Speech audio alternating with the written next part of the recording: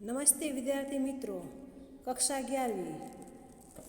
आज हम 11वीं कक्षा की 13वीं कविता करेंगे। कविता का नाम है कदम मिलाकर चलना होगा। कवि का नाम है अटल बिहारी वाजपेयी, जो हमारे पूर्व प्रधानमंत्री थे। पहले हम कवि परिचय सुनेंगे। भारत रत्न सम्मानित हमारे पूर्व प्रधानमंत्री अटल बिहारी वाजपेयी का जन्म 25 दिसंबर 1926 के रोज मध्य प्रदेश के ग्वालियर शहर में हुआ था। माता का नाम कृष्णा देवी तथा पिता का नाम कृष्ण बिहारी वाजपेयी था। आपने बीए तक की पढ़ाई ग्वालियर से तथा एमए एलएलबी की पढ़ाई कानपुर में की।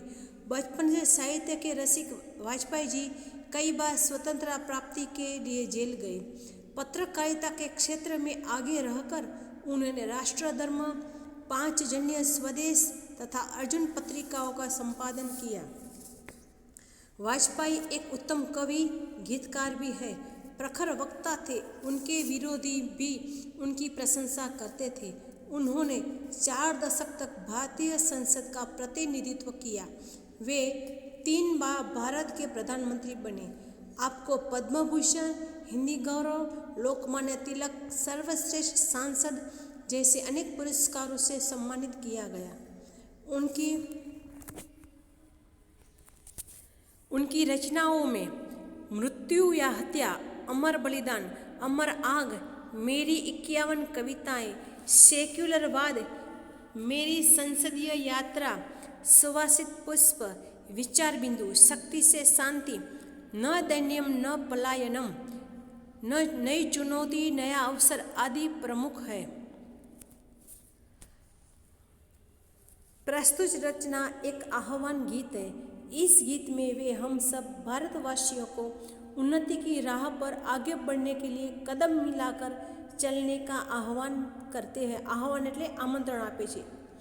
माना कि इसमें बहुत कठिनाइयाँ हैं, फिर भी सभी को साथ मिलकर चलना होगा। उस रास्ते पर चलते चलते अपना सब कुछ न्योछावर करने के लिए आगे बढ़ने की सीख देते हैं।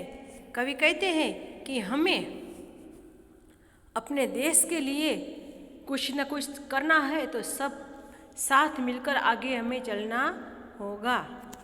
अब हम कविता करेंगे। बाधाएं आती है आए, गिरे प्रलय की गोर घटाएं, पाँव के नीचे अंगारे, सिर पर बरसे यदि ज्वालाएं, निज हाथों में हंसते हंसते आग लगाकर जलना होगा, कदम मिलाकर चलना होगा। कवि કહે છે ગમે એટલી બાધાએ આવે, ગમે એટલી વિઘ્ન આવે તો પણ એનાથી ડરવાનું નહીં। ગમે એટલા આપણે પ્રલયથી કે ઘટાથી ઘેરાયેલા હોઈએ, ચારે બાજુ આપણે અંધકાર હોય, આપણા પગની નીચે જાણે કે અંગાર હોય તો પણ ડરવાનું નહીં। આપણા માથા ઉપર જાણે કે અગ્નિ વરસતી હોય તો પણ પોતે હસતા હસતા હંમેશા આગળ ચાલતા રહેવાનું। અને કહે છે કે ક્યારે ડરવાનું નહીં, કે કદમ મિલાકર ચલના હોગા, કે બધાએ સાથે મળી અને ચાલવાનું, સંપીને ચાલવાનું। हास्य रुदन में, तूफानों में, अगर असंख्य बलिदानों में, उद्यानों में, वीरानों में, अपमानों में, सम्मानों में, उन्नत मस्तक उभरा सीना, पीड़ाओं में पलना होगा, कदम मिलाकर चलना होगा। કે હાસ્ય હોય, રુદન હોય કે તુફાન હોય, કે ગમે એટલું કાંઈ પણ હોય તો પણ આપણે સાથે ચાલવાનું છે। એવા ઘણા લોકોએ જે ગણી શકાય નહીં એટલા બધા સંખ્યાબંધ લોકોએ બલિદાન આપ્યા છે। એવા વીરોની યાદમાં આપણે આગળ વધવાનું છે। અપમાન હોય, કોઈ આપણું અપમાન કરે કે કોઈ આપણને માન આપે કે સન્માન કરે, પરંતુ આપણે હંમેશા ઊંચું માથું કરી અને સીના તાની અને આગળ વધવાનું છે। કે ગમે એવી પીડાકાંડ હોય તો પણ આપણે બધાએ સાથે મળીને ચાલવાનું છે। उजियारों में, अंधकारों में, कल कहार में, बीच धार में, घोर घृणा में, पुत प्यार में, क्षणिक जीत में, दीर्घहार में, जीवन के सतत आकर्षक अरमानों को ढलना होगा, कदम मिलाकर चलना होगा। કે અંજવાળું હોય કે અંધકાર હોય, કાંઈ પણ હોય છતાંય આપણે આગળ વધવા રહેવાનું છે. તકલીફો હોય, કાંઈ પણ ગમે એની ધારું આવે, ગમે એવું આપણે કોઈ નફરત કરે, કોઈ પુત્ર જેવો પ્યાર કરે, આપણે ભલેને થોડી ક્ષણિક જીત મળે અને મોટી હાર મળે તો પણ આપણે ગભરાવાનું નથી.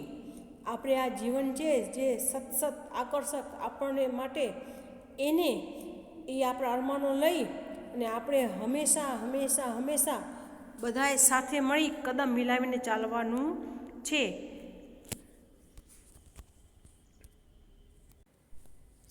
सम्मुख फैला अगर ध्येय पथ, प्रगति चिरंतन कैसा इतिअथ, सुस्मित हर्षित कैसा श्रम श्लध, असफल सफल समान मनोरथ, सब कुछ देखकर कुछ न मांगते, पावस बनकर ढलना होगा, कदम मिलाकर चलना होगा.